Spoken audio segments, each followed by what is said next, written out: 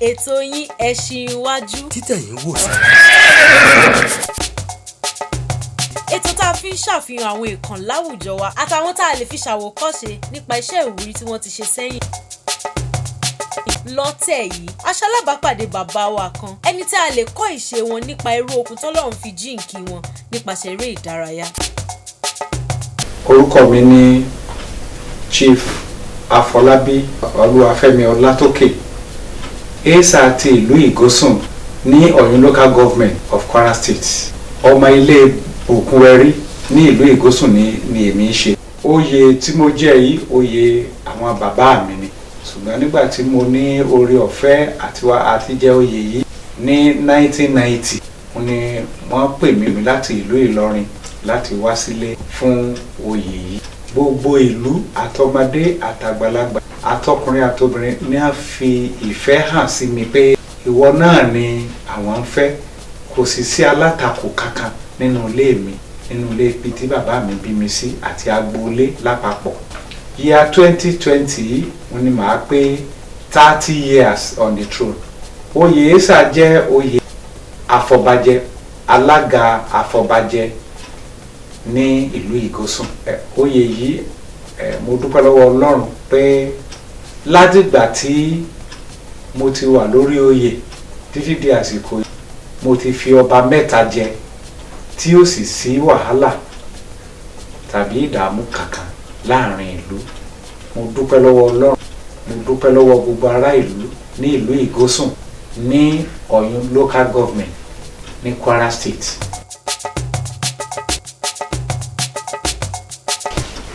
Baptist Day School Ìgòsùn ni mo ti bẹ̀rẹ̀ ìwé alákọ̀ọ́bẹ̀rẹ̀ mi. ìgbà tí a kúrò ń bẹ̀ a lọ sí post primary school kì í ṣe Baptist United School Ẹ̀gúnkàrà. Ẹ̀gúnkàrà yìí wà in between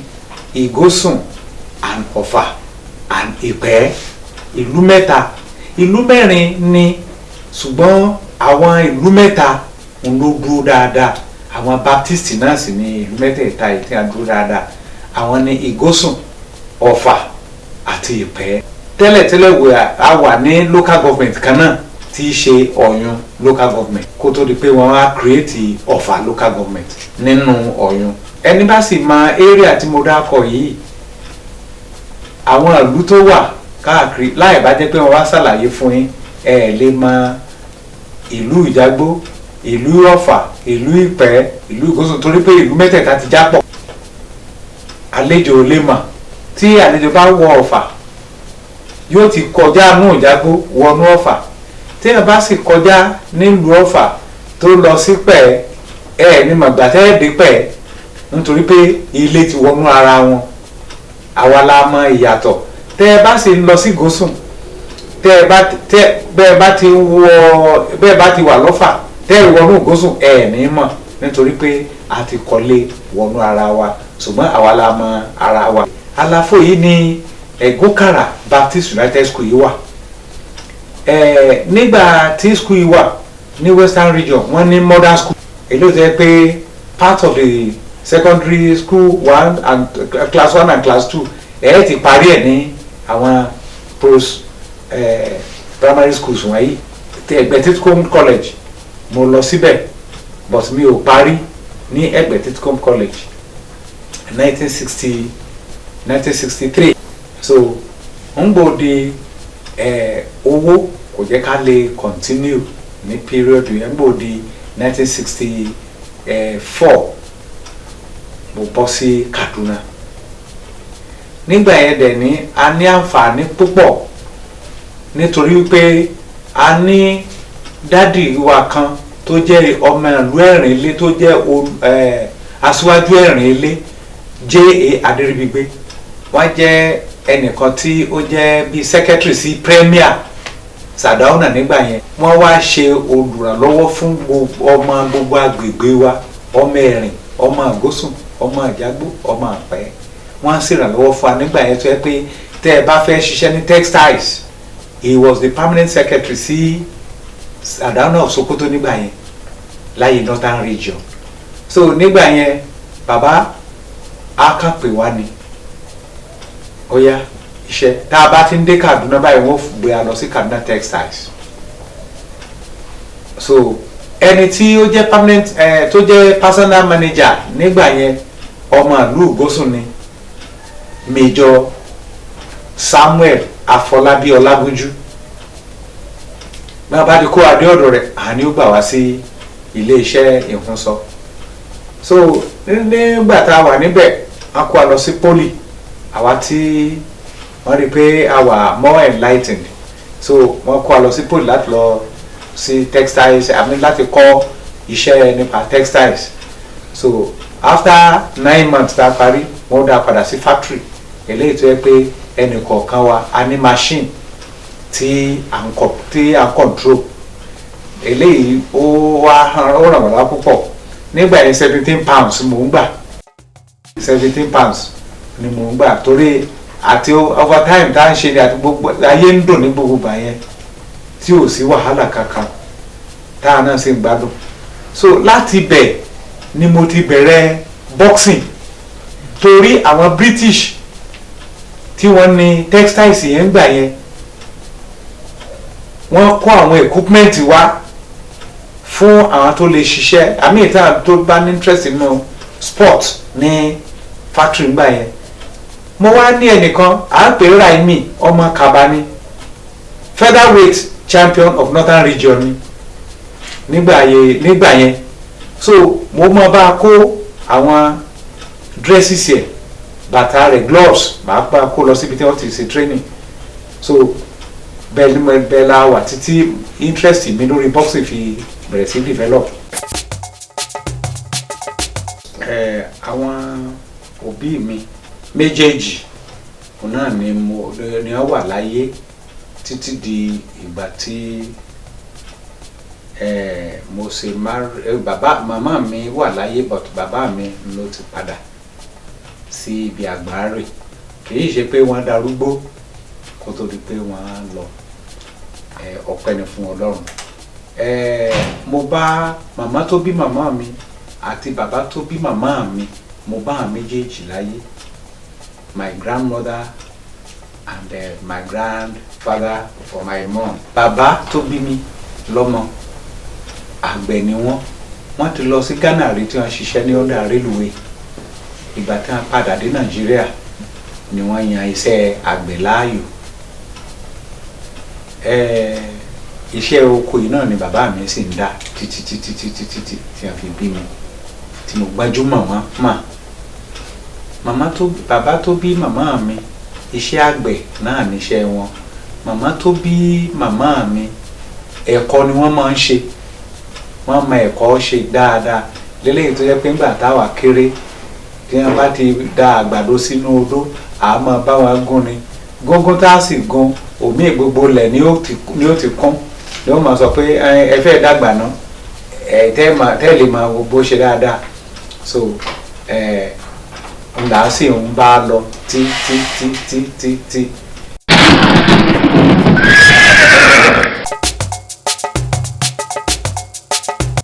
Bẹ́ẹ̀ la gba ọ̀rọ̀ díẹ̀ lẹ́nu ìyàwó bàbá wa, ìyàwó Madam Comfort Rẹ̀mí Ọlátókè.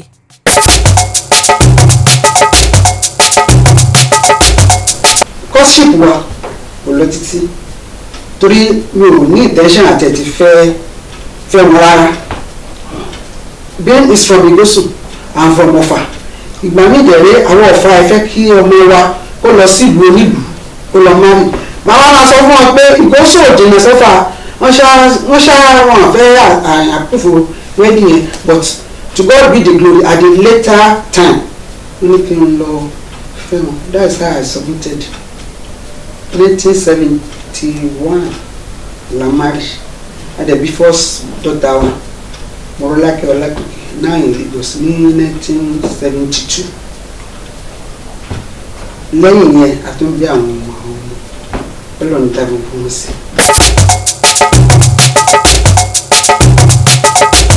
Mo rí i pé onísùúrù ni wọ́n but tí wọ́n bá máa bínú tí ò ní wá rí ìgbà mi náà máa bínú sí. Tí wọ́n bá dẹ̀ ń sọ̀rọ̀ wọ́n máa sọ fún wọn gbogbo èèyàn lọ́rẹ́ tí wọ́n gbogbo ọmọdé dádì ní ìgbà míì tó máa ń sọ̀rọ̀ ìgbà máa sọ ó ti tó. He's a free-minded man, I can say. tó yẹ pé ẹni tó jowú ni nígbà ìwé ara kan á tẹ̀ ti túká pátápátá. àti ní ṣáàtà àwọn abẹ gbígbóná fún wa bẹ̀tù gbà tí wọ́n á rí pé best is creature kí ṣe gbogbo yóò fẹ́ràn obìnrin ó ṣe ń ṣe sóbìnrin náà ló ṣe sí ọkùnrin.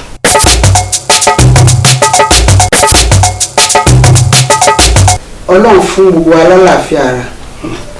there's never been a time tí mo rò pé wọ́n ní pẹ́ láyé because it's a very new woman wọ́n dẹ̀ ṣe ẹni tó ẹ pé ń ṣe gìràgìrà nǹkan during his tenure in the air force tí ọba máa ń lọ fún boxing tournament 3 days ni wọn á gbàgbà adégbàwé then when tó bá ti ń jà lọ́wọ́ ìwọ̀n àní mò ń gbàdúrà ìgbà náà nàtò please follow me don't forget your left hand to the left ni mo fi ń punch àwọn èèyàn so ọlọ́mọdé jẹ́ kéèyàn ra burú during tournament anything can happen. ìgbà míì wọ́n máa wo tẹlifíṣàn ìgbà míì wọ́n lè máa sọ̀tàn ìgbósùn fún mi wọ́n máa sọ màá máa dá àmà ní ṣé ìgbósùn náà wọ́n àti wá sẹ́ni tó wá lè nínú wọn tó lè mú nǹkan tó ṣe dáadáa bẹ́ẹ̀ sí sọ̀rọ̀ yìí ìgbósùn máa ń bẹ̀ wọ́n ní ọlọ́run á ṣe gbàjọ́ ń ṣàṣàrò.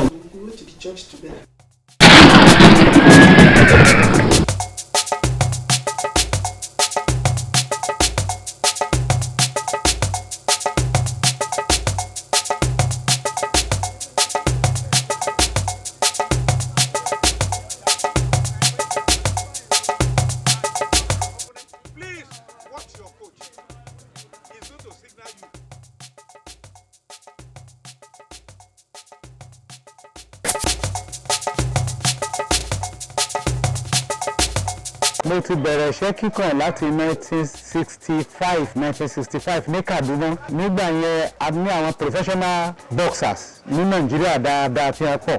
àwọn tí mi ò lè gbàgbé àwọn náà níbi Kevin Odus, Lucky Writer, Ben Bandi, Joe Nwansi àti àwọn bẹ́ẹ̀ bẹ́ẹ̀ lọ Dangerous Eze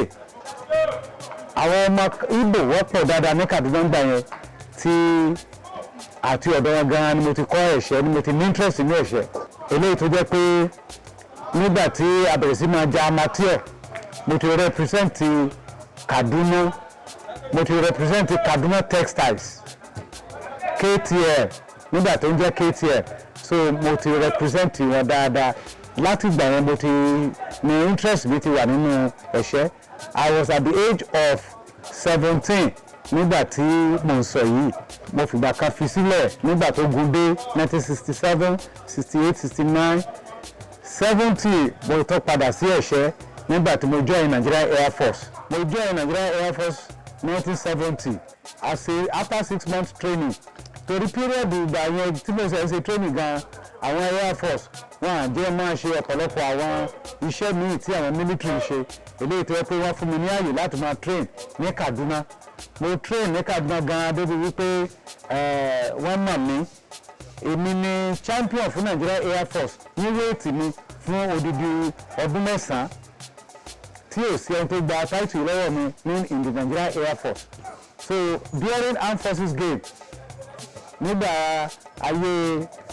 Gowon and other person tí ó tún tẹ̀lé ajá Nigeria Armed Forces game wẹ́n eléyìí tá a tún fẹ́ fi prepare lọ sí Venezuela World Military Boxing Championship eléyìí tí ó jẹ́ pé training yẹn ni mo wà ní Èkó ní national camp tí mo fi fall sick eléyìí tí ò jẹ́ kí n lè tẹ̀lé wọn lọ ńgbà yẹn and nígbà yẹn gan that was 1979 ni mo kúrò ní Air Force tí àwọn òbí mi fẹ́ kí wọ́n ní kí n sá kúrò ní Air Force nígbà yẹn torí pé tó jẹ́ dáàdi wa wọ́n ti ṣaláìsí mo sì kọ lẹ́tà fún voluntary resignation period yẹn but máa gbà fún mi mo láti kúrò níbẹ̀ mo kúrò mo fi wá sílé nígbà mo wá sílé tán láti wá take care àwọn àbúrò lẹ́yìn mi ká plan fún àwọn oko tí wọ́n ní ní oko kòkó eléyìí tí ẹ pé ó jẹ́ ìrànlọ́wọ́ fún mi àti fún àwọn àbúrò lẹ́yìn mi tí wọ́n fi lè ríbi lọ sí school so láti ìgbà tí mo ti wá wà ní Ìlọrin kò pẹ́ rẹ̀ wọ́n gbà mí sí Kwara State Sports Council nítorí pé mo ní Olúyọ̀lé 79 mo tẹ̀lé wọn lọ mo represent Kwara State èmi mo já middleweight wọn nígbà yẹn tí mo sì ṣe dáadáa nígbà tí mo wà ní Air Force àwọn òkazubọ̀ àwọn ọ̀gá wa tí wọ́n wà ní Air Force nígbà gbogbo ẹni wọ́n fẹ́ràn mi àti Ọ̀yánẹ̀tẹ̀ Air Commodore Ọ̀yánẹ̀tẹ̀ gbogbo wọn ni wọ́n fẹ́ràn mi dáadáa in boxing. ẹ̀rọ vice president Adékọ̀yà ọmọ Ìjẹ̀bú ni wọ́n ṣe dáadáa tí wọ́n fẹ́ràn mi torí when they see me in boxing they always love me wọ́n like bí mo ṣe ń play. So period yẹn náà ni wọ́n fún mi ní orúkọ marvelous ní ọ̀pọ̀lọpọ̀ wa mọ̀ mí sí ní Kaduna even díẹ̀ náà ní Kwara eléyìí tí wọ́n fi ń fẹ́ràn mi. So nígbà mo ti wá join Kaduna I mean mo join Kwara State Sports Council as a coach. Mo lọ sí NIS National Institute of Sport mo lọ sí course níbẹ̀ eléyìí tó wá jí àmì up láti tún mọ̀ bí yàn ṣe tún train àwọn èèyàn eléyìí tó yẹ pé mo iṣẹ́ ní Kwara Sports Council débi wípé mo ti gba gold medal mo ti gba silver medal fún Kwara State kó tó di pé mo wá retire after 15 good years tí mo sá fún wọn ni mo retire ní 2017. Mo bẹ̀rẹ̀ boxing coach ní year 2000 mo ní gold medal mo ní silver bronze the first female boxer tí mo kọ́ produce in Kwara State tó gba kìí Fatima Sùbẹ́ẹ̀ ọmọ yẹn ó jẹ́ àdáadáa tó yẹ pé all other states tí a bá ti lọ sí national sport wọ́n máa béèrè ọmọ yìí nítorí pé I build ọmọ yẹn up boxing is her boxing style is very very good and tí ọ̀pọ̀lọpọ̀ sì fẹ́ràn rẹ̀. But gẹ́gẹ́ bí obìnrin tó jẹ́ oníwọ̀nba àgbà tó lè ṣiṣẹ́ dáa tó lè ṣe agéèmù yìí dà tó bá kó tó di pé ó lọ fẹ́ ọkọ láti bímọ. àwọn fún mi special condition tó bá tẹ̀ ti wà ní ríǹgì tó bá ti wà tí mo mọ̀ pé wọ́n ń jà ìbá ṣe ilẹ̀ yóò tàbí other states mo máa ń gbàdúrà. There are times tẹ́gbẹ́ tó máa jà tó máa dé ojú wọn èmi ni mo láti fi tó wẹ̀ gbóná mi gbóná tí wọ́n máa fẹ́ bá wọn fi massage ojú yẹn torí ó lè lo 3 days but ara wọn dà within a shorter time wọ́n á recover ojú tàbí mú tàbí ó tán bá ti pa tàbí ẹnu. At times tán bá ní tournament ní Kaduna máa ń lọ I have to be a spectator then so màá kàn máa àdélé communicate ara wa but màá máa wo ibi tán ti wrong wọ́n máa ní break máa sọ fún wọn Fọlá I call him Fọlá dẹ̀ Fọlá jàyẹn mi rò pé ó ṣe dáadáa o when you get back to the ring make sure ẹni yóò mọ̀ gbọ́dọ̀ nà yín o although you may be of the same weight or height o gbọ́dọ̀ nà yín so that word of encouragement at times ó tún máa ń gist wọn tí wọ́n tún fi put more effort. níbi iṣẹ́ bàbá wa a tún ṣalábàápàdé àwọn tó ti fìgbà kan bá wọn ṣiṣẹ́ kí ni wọ́n lè sọ nípa wọn. orúkọ mi ni Michael James boxing coach fún Kwara State. Mo ti ṣiṣẹ́ fún bàbá kó tó rìtáyà tó lọ́wọ́ ọ̀dọ́ náà ti rìtáyà wọ́n mo ti ṣiṣẹ́ pẹ̀lú wọn gẹ́gẹ́ bí athlete mo tún ṣiṣẹ́ pẹ̀lú wọn gẹ́gẹ́ bí assistant tí mo jẹ́ assistant wọn. ọpẹ́ ní fọ́lọ́run bàbá jẹ́ nìkan tó jẹ́ pé wọ́n máa ń push yàn gidi gan níbi especially níbi iṣẹ́ wọ́n dẹ̀ máa ń encourage yàn tí àdánwò bá dé báyàn téèyàn bá fi disco téèyàn bá fẹ́ nípa níbi nǹkan àwọn máa ń try àti push yàn up so many things like that even up till now àṣìmá tí tábà láàkì àwọn kankan àṣìmá lọ bá wọn ta ló máa ń béèrè advice kò bí nǹkan ṣe tó padà wọ́n dẹ̀ máa ń respond sí wa.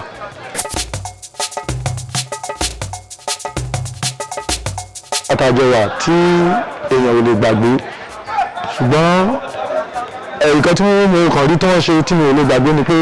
wọ́n máa ń tí àwọn tó jẹ́ junior bá ń try àti distract yàn tó ń try àti disturb yàn wọ́n máa ń advice yàn torí mi I'm sorry mo jẹ́ nìkan tó yẹ pé mo máa ń bínú so bàbá máa ń try àti sọ fún yàn pé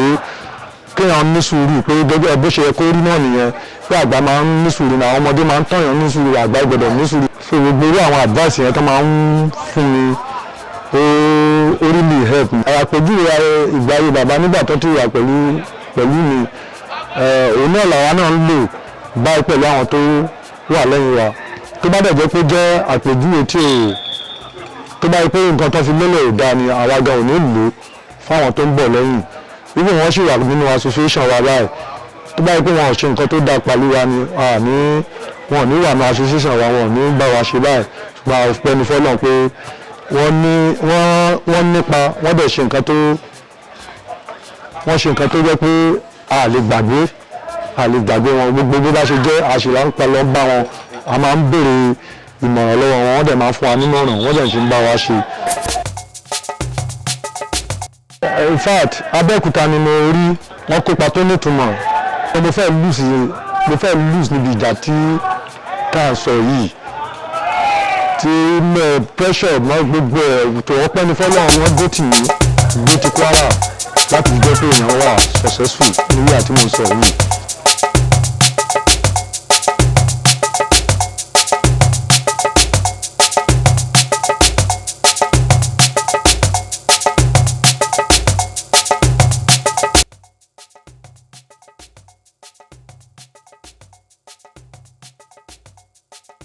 Yes, Ọlọ́run fún mi ní talent púpọ̀. Mo ti ṣe referee football for many years ní Kwara State. Nígbà tí mo referee tí mo gba grade 1 ni, that was 1990. Mo ti bẹ̀rẹ̀ sí officiate national professional league. Nígbà tí premier máa dé ní period yẹn àwa ti wá retire. Then kí wọ́n á tún sinmi bẹ́ẹ̀ náà, mo tún ṣe referee boxing náà. I'm a graded referee in boxing lónìí báyìí ní Nàìjíríà. So mo dúpẹ́ lọ́wọ́ Ọlọ́run pẹ̀lú àwọn talent tí Ọlọ́run fún mi, tí Ọlọ́run sì fún mi lò, tí à ń sì rí i ṣe títí di àsìkò yìí. I'm still mo ti tún jẹ́ kan nínú àwọn national referee ní boxing, amateur boxing. In fact mo ní àwọn medals eléyìí tó pọ̀, eléyìí tí mo win Nigerian Air Force àti eléyìí tí mo gbà both national. Shield mo ní shield nílé eléyìí tí wọ́n tún fi recognize mi, eléyìí tí mo yà pẹ̀lú tí àwọn clubs yà pẹ̀lú mi àti Fatima tí mo ló win medal, national medal, so ó wà nílé.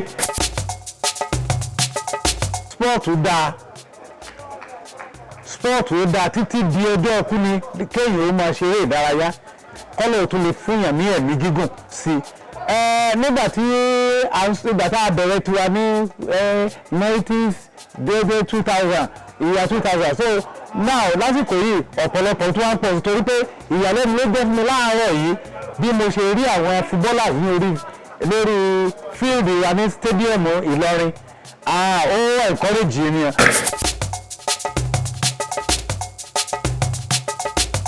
Ṣé ẹ rí nǹkan tí mo kàn fẹ́ rọ ìjọba fún náà ni pé athletics pọ̀ ní local areas, grassroots, àwọn ọmọ tó dáa tó lè sáré wà, ẹ lọ sí Ọ̀yún, ẹ lọ sí Ọ̀fà, ẹ lọ sí Òmù-àrán, ẹ lọ sí Ìrẹ́pọ̀dùn ní ṣáìdì Òmù-àrán lọ́hùn, ẹ lọ sí Èkìtì side, bẹ́ẹ̀ ká tó wá lọ sí ilẹ̀ Tápà àti Bàrùtín. Wọ́n wà dáadáa ṣùgbọ́n wọn ò rí àǹfààní. Nígbà tí Kwara Sport Council wà, wọ́n ní àwọn coaches tí wọ́n gbà tó pọ̀ tí wọ́n pé wọ́n post èèyàn méjì lọ káàkiri àwọn 16 local government ní Kwara State tí wọ́n sì ṣe dáadáa tí wọ́n sì function, wọ́n sì rí ọmọ gbé jáde. So bẹ́ẹ̀ ni ilé ìbá continue ní state wa yìí, inú wa ò bá dùn púpọ̀ kí ààyè pé kò ṣiṣẹ́ yóò dópin. Bẹ́ẹ̀ náà ni athletics facilities ò tó, a sì ní àǹfààní ilẹ̀ dáadáa. Especially boxing ẹ̀rọ, a ní boxing gym. A ní di boxing gym ní Kwara State. Boxing gym yìí ẹ̀rọ àwọn tá a ti produce ní Kwara. Irú Joe Lasisi tó bá ìjà ẹ̀ṣẹ̀ rẹ̀ dé world level. Bẹ́ẹ̀ náà ni àwọn Samson Arántí Ọlátó national coach Nàìjíríà tẹ́lẹ̀ ni o, àjọjẹ̀ṣẹ́ ní Kaduna. Bẹ́ẹ̀ ni a ti jọ jẹ̀ṣẹ́ dáadáa o, àwọn ti become national coach. Then àpọ̀lọpọ̀ báwọn ọ̀hún wa ti gbé orúkọ Kwara ga lọ́nà tó pọ̀. So Kwara especially boxing gym ló yẹ kó wà ní Kwara State. Mo bẹ̀ ìjọba Ọlọ́run yóò pèsè, yóò sì ràn wọ́n lọ́wọ́ ní gbogbo ọ̀nà. Tá a bá ní boxing gym ẹ mọ̀ pé boxing ò lè parun ní Kwara láéláé. Boxing ó jẹ́ ọba àwọn game, ó jẹ́ ọba fún àwọn game. Football kẹ̀kẹ́ ẹ̀ṣẹ̀ dé ni boxing láyé ọ̀gá Kibasi, Dick Tiger, Golden Abdul, ọ̀kan náà national coach àbí ọ̀kan náà coach wa ní Kwara State ni ó ti ja ẹ̀ṣẹ́, ó ja professional, ó ti lọ sí London. Ọlá pé kú bàbá ó kàwé, ó ní ló mú rí ló mú wà bó ṣe wà kó tó di pé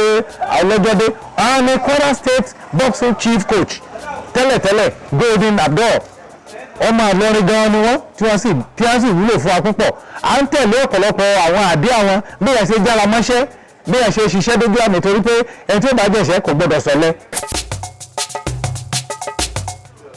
ìlẹ́sìnà ò lè ṣe boxing pa kò lè ṣe o torí pé ọ̀ train láàárọ̀ ọ̀ train rọ̀lẹ́ ọ̀ train láàárọ̀ ọ̀ train rọ̀lẹ́ ara sì ní farabọ̀ then ó wà discipline boxers ó máa ń try láti maintain discipline because ọ̀ gbọ́dọ̀ mutí ọ̀ sì gbọ́dọ̀ fa sìgá nípa tó bẹ̀rẹ̀ dé èyí láti ní ìṣe ara ẹni so kéèyàn lè bá rẹ̀ ní agbára àti lè ṣe iṣẹ́ dé ojú àmì. sẹ́ẹ̀rí mo kàn fẹ́ kí àwọn òbí wa kí wọ́n ó try láti rí i pé wọ́n encourage àwọn ọmọ wọn nítorí pé eré sport ó dára púpọ̀. mo lè sọ ọmọbìnrin kan à ń pè ní Bísí Afọlábí obìnrin ni tó sáré gidi now ó ti marry but ó ti make owó dáadáa nípa eré ṣíṣá ó ti make ẹ̀ dáadáa ó ti ilé tó kọ́ sí Awólọ́wọ̀ ṣáàjì Awólọ́wọ̀ road ní GRA mo fẹ́ sọ fún yín pé ẹ̀rọ pé ló mínísítà ni tó kọ́ fáwọn òbí rẹ̀ bẹ́ẹ̀ náà ni àwọn bíi Ọ̀dẹ́gbàmí àwọn mídàlá wà lápọ̀lọpọ̀ òkè ọmọ wa tó wà ní Kwara tó jẹ́ tó wá from Ira Yekini Rashidi Yekini so òun náà ti kọ́ ilé nípasẹ̀ owó sport náà ni sẹ́ẹ̀rí ní especially lórí amateur level especially boxing kí n sọ díẹ̀ nípa ti boxing amateur àwọn tí state là ń jà fún. tá a bá lè mókè dáadáa níbẹ̀ wọ́n bẹ náà láti rí àwọn promoter tí ó wàá fà wá mọ́dọ̀ pé ẹ wá ṣe pro ẹ wá ja pro torí pé bẹ́ẹ̀ bá ti make ẹ̀ ní amateur level tó bá bọ́ sí pro yóò become something torí gbogbo àwọn world class ten ti rí àwọn bíi Mehmed Ali àwọn bíi Joe Frazier àwọn bíi àwọn Tyson and some others so tí a lè máa dákọ̀ bá from amateur òun ló fi ní a fi tètè rí èrò tí wọ́n ń wo ìjà wọn tí ẹ pé promoter fi ń di ọlọ́rọ̀ gan-an so mo rọ̀ wá pé gbogbo ẹni tó bá ja amateur dáadáa mo fẹ́ sọ pé tó bá lọ sí professional yóò make owó yóò make ẹ̀ gan-an the easiest way to become a millionaire through sport ni o ìyẹn gbèsè gbọ́dọ̀ ní ìfarajì dáadáa ẹ wo orú Anthony Joshua ṣe mọ̀ pé ní amateur level ìwọ̀n bá ní agbórúkọ rẹ̀ mọ́ but nígbà tó become professional ẹ ti rí nǹkan tó ń yí sápò ara rẹ̀ àti fún àwọn òbí rẹ̀. ṣe rí pàtàkì jùlọ kéèyàn ó ní ìṣẹ́ra ẹni téèyàn bá fẹ́ ṣe sport kéèyàn ó ní ìṣẹ́ra ẹni nísìnyí gẹ́gẹ́ bí ọjọ́ orí mi lọ́dún yìí lọ́dún 2020 April 4 máa pé 75 good years mo dúpẹ́ lọ́wọ́ Ọlọ́run fún oore ọ̀fẹ́ tó fún mi àlàáfíà tó fún mi nítorí pé mi ì jẹ̀jẹ̀kújẹ mi ì mutí mi ì sì mu sìgá discipline ó ṣe pàtàkì èèyàn gbọ́dọ̀ ní discipline nípa gbogbo nǹkan tí èèyàn bá máa ṣe láyé either nípa ọtí mímu nípa rínrìn pẹ̀lú obìnrin o nípa oúnjẹ jíjẹ èèyàn gbọ́dọ̀ ní discipline nínú àlàfo wọ̀nyí náà ni èrè wà púpọ̀ nítorí pé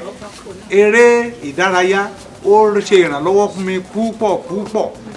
tó jẹ́ wípé ọjọ́ orí mi gan ọ̀pọ̀lọpọ̀ wọn ò mọ̀ nítorí pé ohun tí ẹlòmíì tó jẹ́ atájọ jẹ́ age group ohun tí wọn ò lè ṣe Ọlọ́run fún mi ní oore ọ̀fẹ́ eléyìí tí mo lè ṣe tí mo sì ń ṣe dáadáa. Eré ìdárayá yìí ó ràn mí lọ́wọ́ púpọ̀ nítorí pé nínú àwọn ìwọ̀nba owó tí Ọlọ́run ní pé ká máa rí either through National Sport Festival either through state festival and through clubs tá a máa organize ìjà a máa organize lọ́fà a máa organize ní Ìlọrin náà dáadáa ní àwọn àsìkò tí festivals bá wà bíi Iléyá festival bíi ọdún lóríṣiríṣi tí a rí pé ọ̀pọ̀lọpọ̀ èèyàn ó wálé tí ó sì nífẹ̀ẹ́ àti fẹ́ wo eré ìdárayá gbogbo nǹkan wọ̀nyí là máa ṣe àwọn owó tá a bá sì rí ń bẹ̀ bá a bá pín tán olúkálùkù yóò mú tiẹ̀ ẹni tí ó sèfù tiẹ̀ ó sèfù tiẹ̀ ẹni tí ó nà ti tiẹ̀ tí ó nà ti tiẹ̀ so but a dúpẹ́ lọ́wọ́ Ọlọ́run pé a rí èrè púpọ̀ nítorí pé nígbà tá a tó fi ṣiṣẹ́ ìjọba ọ̀pọ̀lọpọ̀ èrè la rí ń bẹ̀ eléyìí tó mú a lè rí ilé kọ́ abímọ aràn ọmọ wa nínú àwọn ọmọ mo ní lọ́ọ̀yà my last born mo ní lọ́ọ̀yà mo ní nọ́ọ̀sì tí ẹ pé mo sì tún ní tíṣà láàrin wọn mo tún ní ìṣòwò ẹni tí ń ṣòwò láàrin wọn so orí ọ̀fẹ́ ilé ìjẹ́ láti ọ̀dọ̀ Ọlọ́run wa mo sì gbàdúrà pé nínú àwọn ọ̀dọ́ wa àti àwọn tá a jọ jẹ́ akọgbẹ́ mo mọ̀ pé ọ̀pọ̀lọpọ̀ ó ti rí ẹ̀kọ́ kọ́ láti rí i pé eré ìdárayá nǹkan tó dáa ni àǹfààní púpọ̀ wà níbẹ̀ ẹ̀mí gígùn wà níbẹ̀ àlàáfíà wà níbẹ̀ ayọ̀ wà níbẹ̀.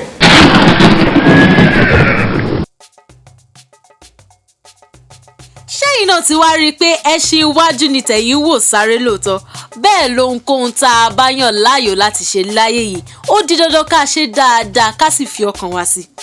kò tí ì tán o ẹ tún pàdé wa lọ́sẹ̀ tó ń bọ̀ láti gbọ́ sí nípa bàbá wa Ọlátókè Àfọlábí ó dìgbà kan náà.